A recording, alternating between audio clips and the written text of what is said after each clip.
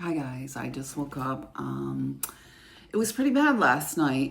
They were banging all night long. I don't know, the super can't hear them, but yeah, they were having a good old party here. The smells were horrible. I mean, I wouldn't care about the smells if people were partying. I'm not a prude. I don't go out myself. I've been out a couple times, and both times I was roofied when I went out. But they're not that kind of smells. They give you headaches, nausea. I believe it's got some sort of chemical involved with it because it's been the same place everywhere I've lived. But we're going to continue our. I got out my books, so if you're following along, we're kind of doing, and I'm going to make it a little bit more. Do more of an outline and get it organized. I just haven't really because I haven't been sleeping. So this is It's Never Too Late to Begin Again, Discovering Creativity and Meaning at Midlife and Beyond, Julia Cameron, and I love her. I've mentioned her a couple times. She's really great for getting started with your art, whether you want to write or you want to follow along in more of a journal with doing art, because that's what I was doing too. And I think it's really good with trauma. I know when I mentioned a couple times with this, and of course, this is my lived experience. So please reach out to someone, a professional, if you are struggling with these issues. Because it can uncover a lot of things. And after I was sexually assaulted, I didn't realize I never wanted to be picked up. And I didn't know why. I thought, I'm a big girl. I had gained weight. Certain times I'd put on about 15 pounds. Usually this time I put on a lot because what's going on with this, whatever this device is and this drugging. And this has been a year. I've put on a lot of weight from this because I haven't been able to sleep. But it uncovered some other trauma that I had from being younger and being picked up. I never liked to be picked up and I didn't know why. And after this person picked me up, just grabbed me and picked me up in the air, it released this old trauma that I had. So I don't want to get too far off into there. I have mentioned that a couple times. And also, I had been picked up on a horse at one time. It was like almost like a near-death experience. And then my dad, before the last time I saw him, we were in front of this huge audience. He was successful. He was in a successful band, and he picked me up. And I remember, I was so little, and the whole stage and the audience and everything. So I don't want to get too far off into that. But anyway, using a journal and journaling, whether it's your art or writing, can be very helpful with some of this stuff. And certainly Julia's great for that because she breaks everything down. And I did this after, in my 30s, I started writing with her, and I was amazed at how much writing I had. I had 20 years throughout my marriage of talking about some of the stuff that was going on with my marriage, and I didn't know what was going on. It was the gaslighting, it was the insinuations of all this other stuff, but I don't want to get too far into that. So I'm going to read you my excerpt from Friday. The pounding has been constant from upstairs and downstairs after he told me there was no one upstairs, along with the heating and being awakened every 2 to 3 hours. The harassment continues. It's been a nightmare since the divorce started of these people.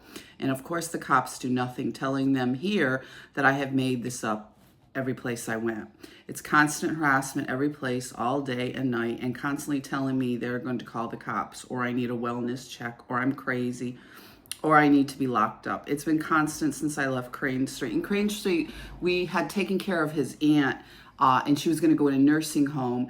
So we were checking out living there, and we were starting to clean it up and take care of it for her, but you have to wait 5 years with a relative when you put them in a nursing home because they have to be able to access their assets. But with a wife, of course, I guess you can throw them on the street and you don't have to go through that process because they didn't offer me any consideration with that at all. They just threw me on the street. And we'll get more into that. So I left there. That was when I decided to escape domestic violence because he had gotten so violent, and I reported it.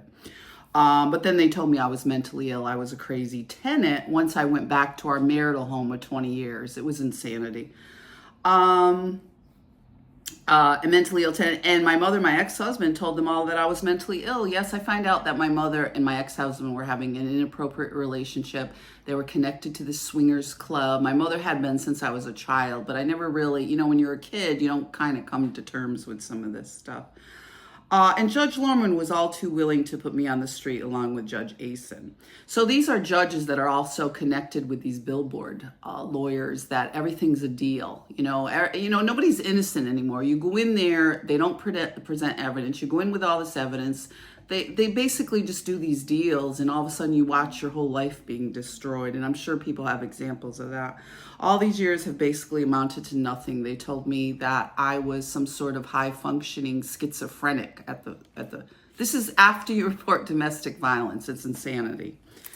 So basically my whole life was a failure, they were telling me. There wasn't one thing they didn't destroy. There wasn't one thing they didn't damage or steal or make fun of and humiliate. Every single person I knew, every single one of them was in it from the start, and they all played games. All called me mentally ill or a whore, or told me I was a prostitute when I tried to reach out to all these friends we had, everybody we knew. It's like they were all in on this game. My head is pounding from this heat device they use. We still don't know what that is, but you know, considering everything else there's evidence for, the one thing that I can't completely prove, I mean, come on, why would I make that up? I imagine it's a similar one used on my grandmother. She repeatedly talked about the burning at the end, and there was always seemed like there was someone in the back bedroom, and it was the same when I was there, because I moved into the trailer briefly before I got married and sold it and brought $12,000 into the marriage. But there was a lot of stuff going on with her too. How stupid I was all these years. He never had any intention of being my husband, and they all knew that. They all knew.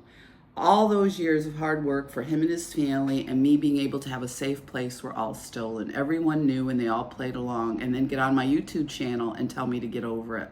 Just like they did when I was a child, just like they did all through school, and now my marriage and at midlife. I can't believe how long this is going on, and most of them refuse to see me throughout my marriage. Then they all show up after everything I accomplished to tell me I was mentally ill. If anyone is crazy, it's them for doing this to someone, along with my own family that was also involved from the start.